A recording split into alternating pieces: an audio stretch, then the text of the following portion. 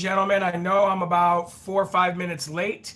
I don't know what happened. I tried to go live many, many times, and technology being what technology is, it just didn't work. So hopefully you guys will all get the notifications now, and we'll see what happens. I'll wait until a few of you jump on to make sure that you're getting the broadcast.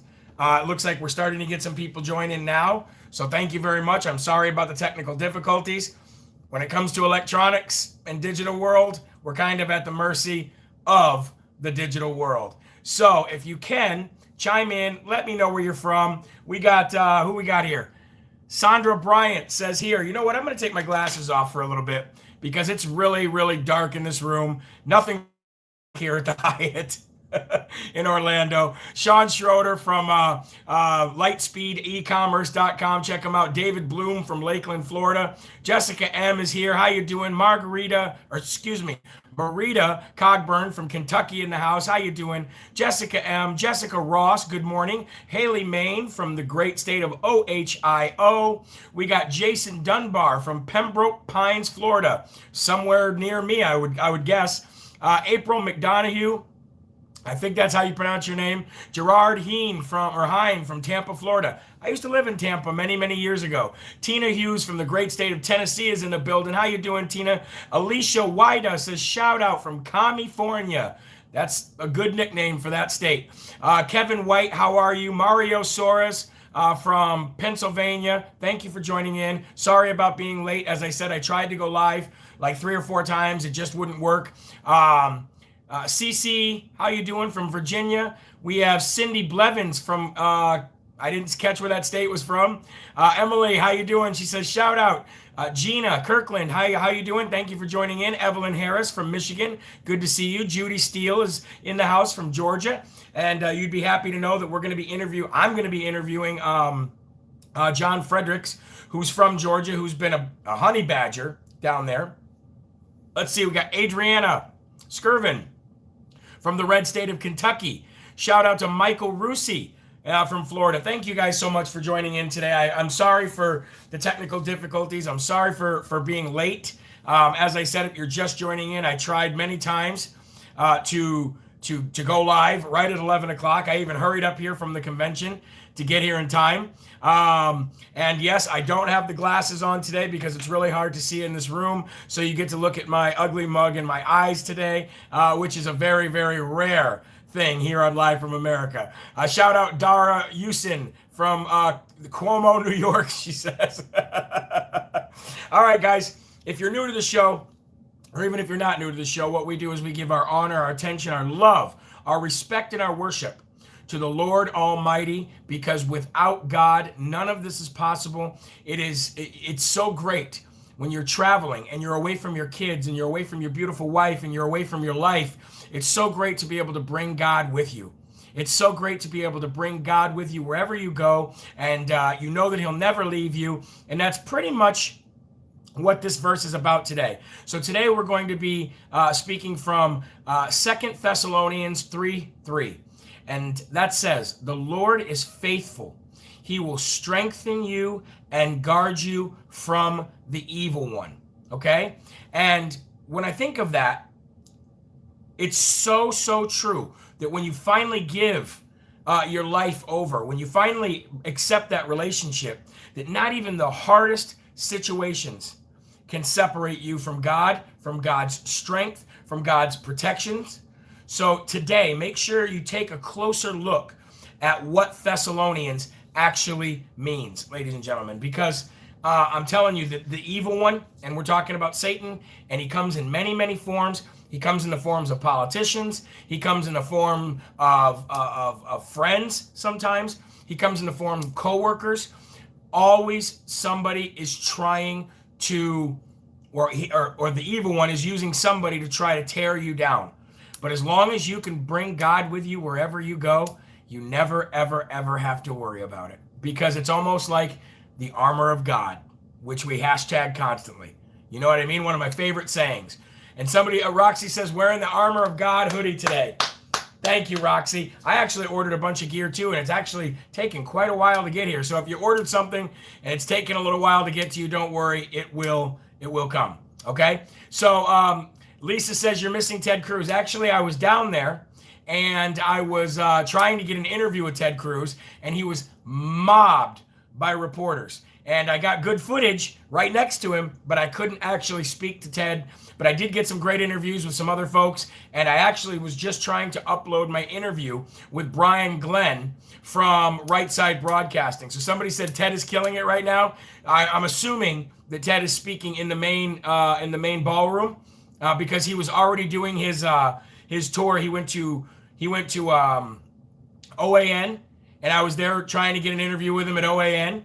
And then he went to Real America's Voice News, and I was trying to get an interview from him there. But like I said, when you're a star, you're a star. And he was absolutely mobbed, ladies and gentlemen. Absolutely mobbed. Okay, we're going to get right to the news of the day. We're going to go through everything that I got. I'm trying to get here at the same times every day. It's extremely difficult. People are saying Cruz is on fire. I wish I was there to see him downstairs, but my obligation to you at 11 and 5 is very important for me, and I know it's very important for you, okay? Ruth Burgos says, hello, shout out. All right, let's get to the news, ladies and gentlemen. Let's get to the worst and the first news of the day, all right? And that is that Joe Biden already has waged war. He is already bombing Syria, and it didn't take long, did it? When I got into the Uber ride from the airport the other day, I told you about the young gentleman from Cuba who came here legally, who's trying to do everything he can for his family, okay?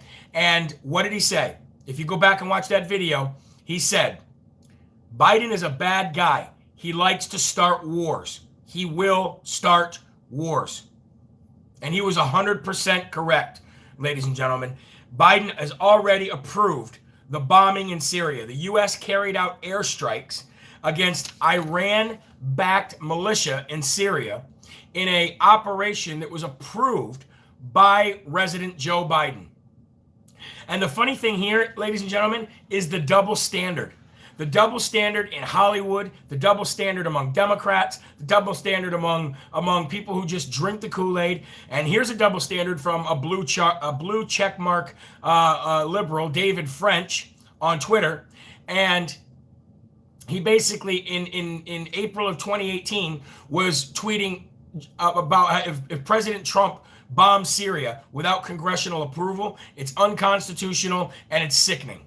Okay? But then puts out a tweet yesterday saying, this is great news, good move, President Biden, and way to hold people accountable who mess with our troops, or something like that. I'm paraphrasing. I'm not reading it directly from his tweet. But ladies and gentlemen, that's exactly what we're dealing with here. President Trump was peace through strength. He didn't have to bomb everybody. Did he take out a couple terrorists? 100%. Okay? But now you're dealing with the warmongering military complex, which is Biden and the rest of the Democrats and a lot of rhinos. Okay? Somebody said, why did Kamala not know anything about the bombing? I don't know. Why doesn't Kamala know about anything? She knows nothing about anything all the time. You know what I mean? But these deep state warmongering, war profiting politicians are already within, what has it been, 50 days, something like that, since Biden has been sitting in the White House, residing in the White House. You know what I mean? So, I don't know, man. It's just, it shames me, and I feel very, very sick to my stomach when I hear about Biden already doing this stuff. All right? Moving on to some better news, President Trump has endorsed his second America First candidate in 1 week. This time, he endorsed Jerry Morin, a U.S. senator from Kansas.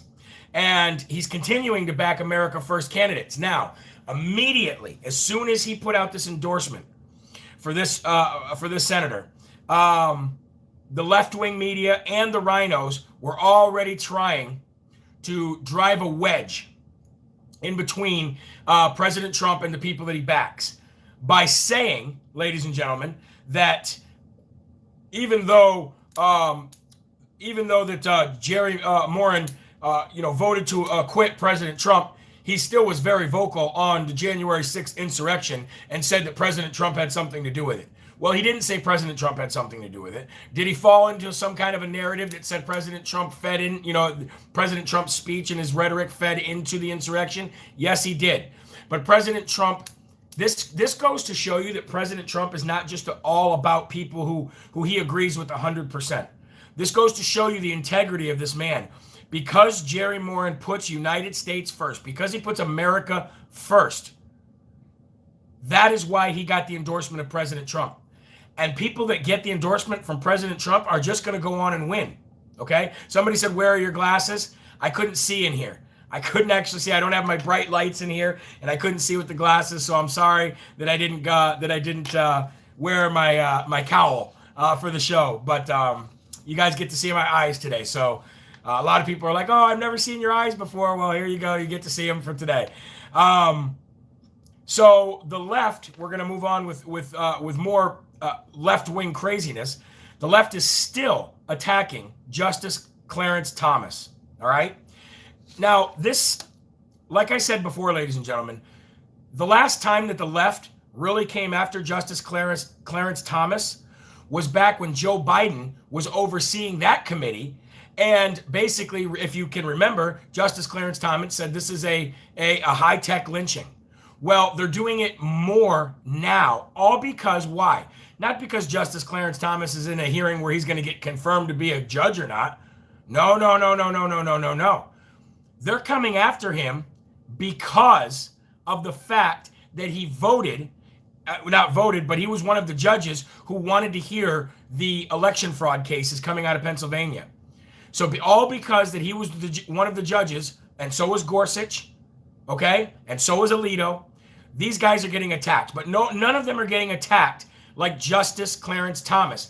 And it makes me wonder, if Justice Alito isn't getting attacked very much, and Justice Gorsuch isn't getting attacked very much, but Justice Clarence Thomas is, for the same opinion when it came to wanting to hear and move forward with election fraud cases and election fraud hearings, it makes me know right now, ladies and gentlemen, that the left is just racist.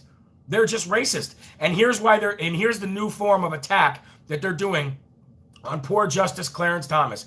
Amazon Prime has now canceled Justice Thomas's documentary during Black History Month.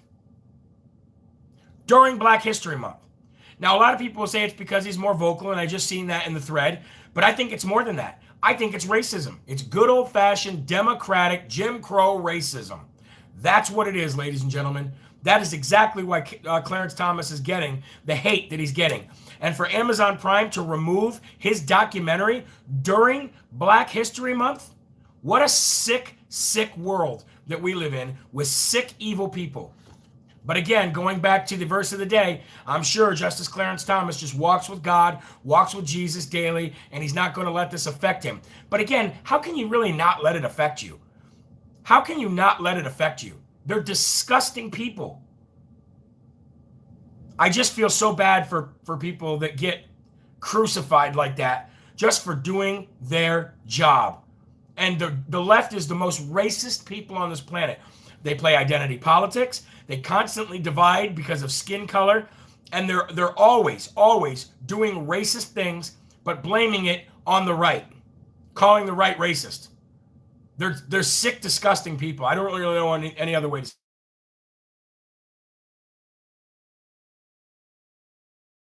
it. Radio with the Jeff Cooner show in Boston this morning, Mitch McChina came out and he refused to attack President Trump yesterday, even though he was goaded into doing so. And I thought, well, that's odd. That's odd. This guy has been attacking President Trump since January, early January. All of a sudden, Mitch McChina has changed his tune. Now he refuses to attack President Trump, and not only refuses to attack President Trump, but also comes out and says that he would back President Trump as a candidate for president for 2024. These people like Nikki Haley, Mom Jeans Mitt Romney, Mitch McChina, Lindsey Graham, They're failing. The next day, they go right from attacking President Trump to backing President Trump. Now, don't get me wrong. I like when they back him, but stay consistent. And it lets me know, ladies and gentlemen, it lets me know the reason why they do it.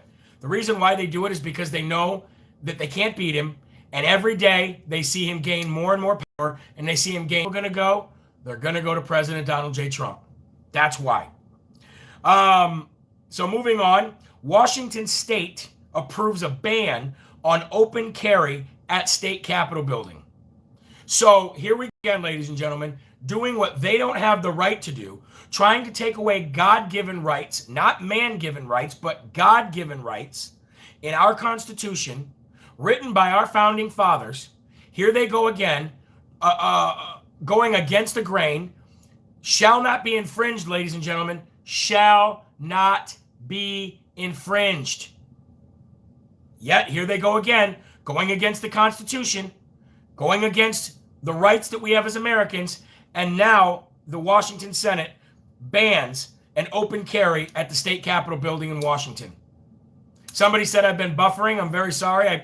Again, this has been a rough time to try to do live streaming from here. I've been doing what I can to record interviews so I don't live stream them because of the buffering. So I'm sorry about that. It looks like it's happening again. I hope that we can get through this interview, this show, and it's not too rough. Maybe you'll have to watch it again afterwards, but it looks like it's happening again, so I apologize. I'm just going to keep going. Moving on to more news, the Daily Caller reports that advocacy groups have researched and revealed that Amazon, Netflix, and Twitter are the largest facilitators of child sexual exploitation. Ladies and gentlemen, that is true. Twitter, Netflix, Amazon, all of these large tech, large streaming companies are by far the biggest facilitators for child sex trafficking and pedophilia. By far. And you know what else you can add in there? You can add Facebook in there as being the largest facilitator for terrorist organizations and their plots to destroy America. All you got to do, ladies and gentlemen, is look at what happened with BLM. Look what happened with Antifa. Where did they organize the most? They organized the most on Facebook and Twitter. And then all of a sudden, January 6th happens, and they want to blame it all on Parler. They want to blame it all on, smaller social media companies to wipe them off the face of the earth so that big tech can still reign dominant. It's exactly what they did with the coronavirus, getting rid of small mom and pop stores so that they could have big stores like Walmart and Target reign dominant. It's the same thing, just cross-platform. All they do is they take the same attack structure that they use here and they put it over here.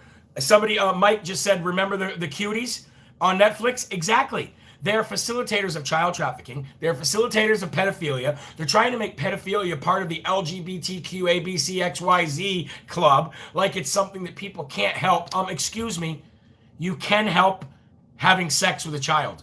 You can help that. And if you can't help that, then we should not cater to you. We should lock you up in a facility for the rest of your life because there's no getting better. You don't get better from that stuff. You don't go, you know what, today I want to have sex with a child, but tomorrow maybe I'll be rehabilitated. If that is in your brain, that is who you are. And you should be locked up for the rest of your life. Now, you can ask God for forgiveness, but no court should forgive you. No society should forgive you for wanting to or having sex with a child. And Amazon, Netflix, Twitter, and Facebook ought to be investigated for their role in facilitating this kind of crap. Amen? Amen. All right, guys, I want to end the show today. I know it's been a rough show with buffering and stuff like that, so I'm going to end it quick because I do have to get back down. I do have some interviews to do. I did interview Brian Glenn from Right Side Broadcasting. I've interviewed Caitlin Bennett from Liberty Hangout. I'm going down to interview John Fredericks, from the John Fredericks radio show. He's always on with Steve Bannon, and he is on the ground level in Georgia fighting for exactly what we're talking about, getting involved, getting people involved at their local and state levels. So I'll be interviewing him. I tried to interview Ted Cruz. What I'm starting to realize is it's very, very, very difficult to interview the politicians. Why? Because they don't want to be interviewed by people like me. They have their very, very direct beelines to the people that they have set up interviews with already, like news stations, and they don't really want to hear any interviews. They don't want to respond to any people that are, small media like me. So people said, where are you doing these? I'm recording them because it's almost impossible to go live and without major equipment that give you the ability to do live stream from inside this hotel. So I am recording all of my interviews, and I will put them all together when I get back, and I will put them on YouTube, and I'll even put them on, I've been trying to put them on Telegram piece by piece so you can see them. I will be interviewing Marjorie Taylor Greene tomorrow. I will be interviewing Matt Gaetz hopefully tomorrow. Last night, I was at this chateau that was rented out by real grassroots conservative people who are facilitating this event for people like Marjorie Taylor Greene, Matt Gaetz, and others. And I was there last night till midnight. All right, and this was like a meeting of minds, ladies and gentlemen, of real conservatives from many, many states who they're just on the brink of doing a major, major, major thing. Each one of them are, and everybody's coming together, and it isn't CPAC, okay? CPAC is not what I expected it to be because of the fact that they are disinviting and not inviting people that should be invited to CPAC. Meanwhile, smaller groups like the one Michelle Malkin is working on for an annual conservative convention, and the one that I was at last night. Now, I'm sitting there last night, and I was with Ben Berkwam, I was with Will Johnson, I was with Freedom Social Network, I was with a bunch of other people, and we were sitting there, and I go, there was tons of people there, and I go, wait a minute, isn't that Jack Posobiec? Or no, what I said to Ben was, I go, that guy, you know what, I almost thought that was Jack Posobiec for a minute. And Ben goes, that is Jack. And I go, that's Jack? And he goes, yeah. And we were all at this chateau that was rented out by these folks last night, having dinner, people were giving presentations about the future of the Republican Party and real conservatives. And it was a wonderful place to be at. It really was a wonderful place to be at. And Marjorie's going to be there tomorrow. Matt Gaetz is going to be there tomorrow. It won't be at CPAC. I'll be able to get a very intimate, close-up interview with these folks. I can't wait to do that. Like I said, I had a great interview with Brian Glenn, so I'll be putting that up as soon as I can. I tried to get it up on Telegram, but it took forever.